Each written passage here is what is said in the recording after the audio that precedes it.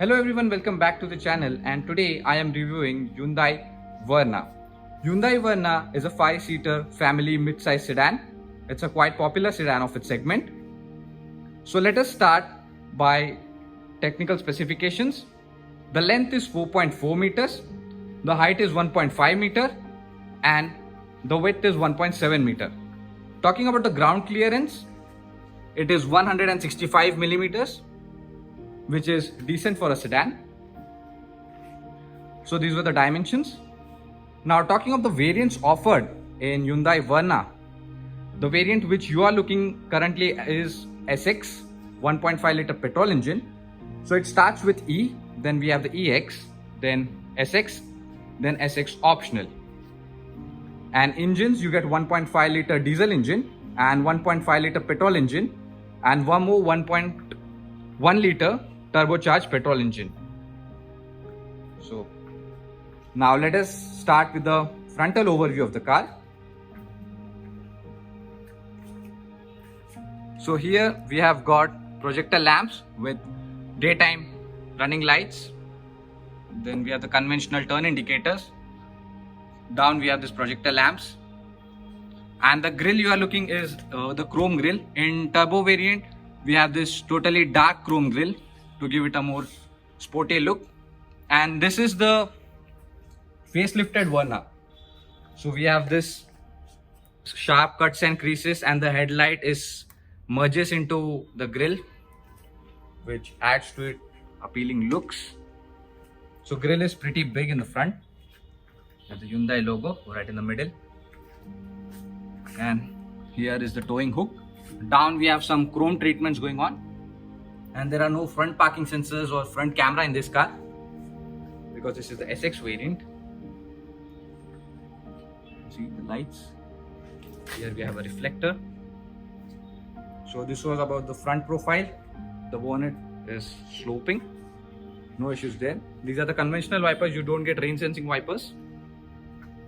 So there is no sensor for rain sensing wipers.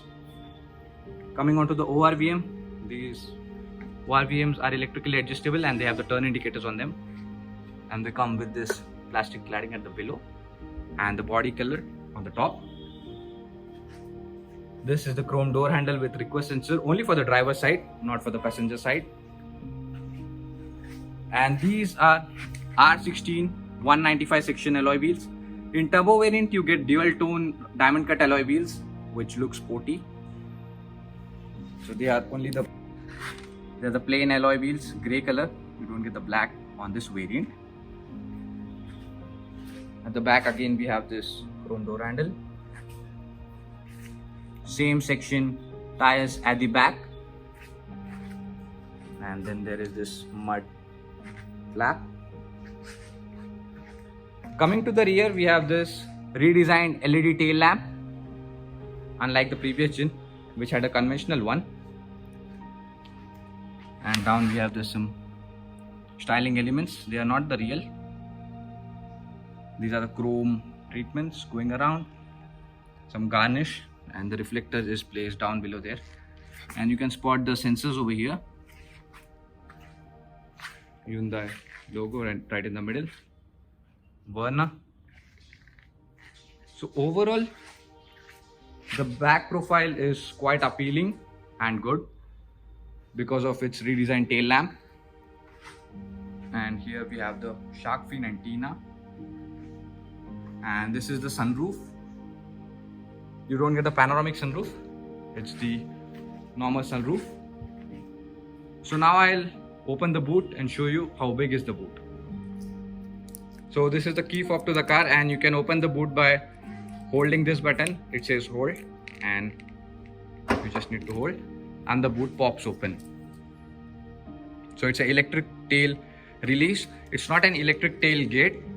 Note on that point. Electric tailgate means you can even close the button. You can close the boot electrically, but it's just electrically assisted boot. And the boot is pretty big, so you can easily fit 4 to 5 luggage bag, a mid-size luggage bag easily here. You don't get illumination in the boot. Now let's close the boot and jump inside and see what are the features available in it. And here we have this defogger. So overall the car is very appealing, quite good stance. It's a proper mid-size sedan, no compromise on space at all. And Hyundai Verna is more known for its driving dynamics rather than its rear seat comfort. And the most preferred choice of the engine in the Verna is 1.5 liter diesel engine, which really have a good driving experience. So now let's get inside and see what are the features available in it. Okay, so starting from the driver's side door, here we have got all the controls for power window and for the electronic ORVM. Up here we have brushed aluminium door handles, and down there's a pretty big bottle holder, and beside that one more we have small storage. And this is the door handle, but it's deep, so you can even place some of the coins in it, no problem. And here it's a fabric type of finish which feels good. And here these are all the plastic finishes, no leather treatment given, but that's fine considering the price point of the car. So this was of the door. Now let's come to this section. We have here the headlight level adjuster, and this is for the illumination of the cabin, for the instrument cluster and all that. And we have this AC vent here, which comes with this dual chrome finish, dual brushed aluminum finish. One surrounds the entire AC, the convent, and one is in the middle. Just an interesting element in it. Now let's close the door. And so this is a completely digital instrument cluster. Just let me turn this on. First the small MID lights up, and then we have the full thing lighting up. So you can see here's the tachometer, which all the way revs up to 8000, and here we have the digital speedometer. So you cannot change anything in those, speedometer and tachometer, but you can definitely do many things into the MID. Talking about the steering wheel, it's a good size steering wheel, leather finished steering wheel. And here these are the buttons for cruise control, this section, and this is to control MID there. And all the buttons here are to control this infotainment system, which supports Apple CarPlay as well as Android Auto.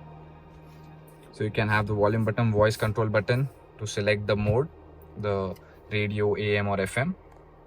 These are the cruise control, and for the MID you can just change it from here. So coming to the center console, we have got automatic climate control, single zone, no dual zone. And this is the touchscreen infotainment system. As I've already mentioned, supports Apple CarPlay and Android Auto. You can see there, Android Auto and Apple CarPlay as well. And here we have some controls for setup, to change the track, seek, to change the track, media, radio. And sorry for the little bit of blow and noise over there, as I have totally turned down it. And the dashboard is pretty decently laid out. You don't get any soft touch finishes on it. It's a hard plastic. And we have this glove box. It's a cool glove box. On that side door, again it's the same control. One thing could have been given, like all the buttons of the power windows could be illuminated. That would add a bit more premium touch, but no issues there. And here we have the wireless charger. You can even detach it from here, and you can just remove the whole setup. And one more 12-volt charging socket and a USB connector as well. So this is the manual variant, which comes with the 6-speed. It's a 6-speed manual. You can even opt for automatic. And these are the 2 cup holders with handbrake. And this is the center armrest. It's a pretty deep armrest. And the seats are quite supportive. Here we have the fabric finish, not the leather finish, as it's not the SXO, that is the SX optional. In SX optional, even we get the ventilated seats, and it also includes many safety features. This is the engine start stop button, and you can adjust the steering height as well. So now let's jump back into the rear seat and explore how good is the rear seat. So now we'll explore the rear seat, starting from the rear door. We have the same treatment as on the front door. Here we have the fabric finish, and again these are the dual tone plastic finishes. This is the black and this is the beige. Here this is the fabric one, and pretty deep again the door handle and a bottle storage over there. So this is how the seats look like. Now the front seat is adjusted according to my height. For reference, my height is 5'10". Now let's get back there and I'll show you how much space is available for the passengers.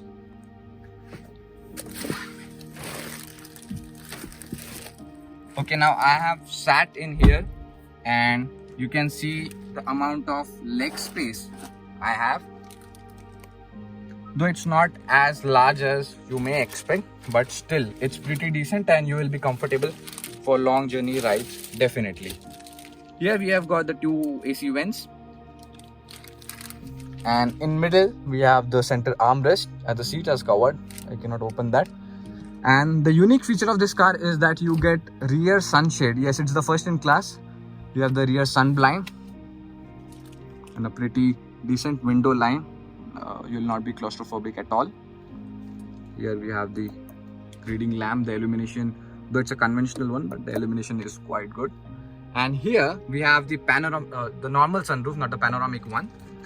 And here we have some of the controls for the lights as well as the sunroof to open. And you can even manually close the sunroof.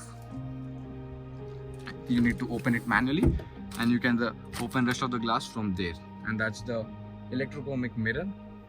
Here we have the grab handles as well. So overall the seat is very good and very comfortable. No problem at all in long-term journeys. So now let's get out and I will share some of the safety features of this car and how it competes with its rivals. Okay, so this was the complete detailed review of mine of Hyundai Verna. Talking of its safety, this car is equipped with ABS and 2 airbags as standard across all the variants. On the top end, you even get EBD, the hill descent control and traction control system. So this was the complete review of Hyundai Verna 2020 generation. If you have any queries regarding this car, please let me know down below in the comment section and I'll definitely answer to that. And let me know which car you want should I review next. Stay tuned for more amazing reviews like this. Thank you and we'll meet in next video.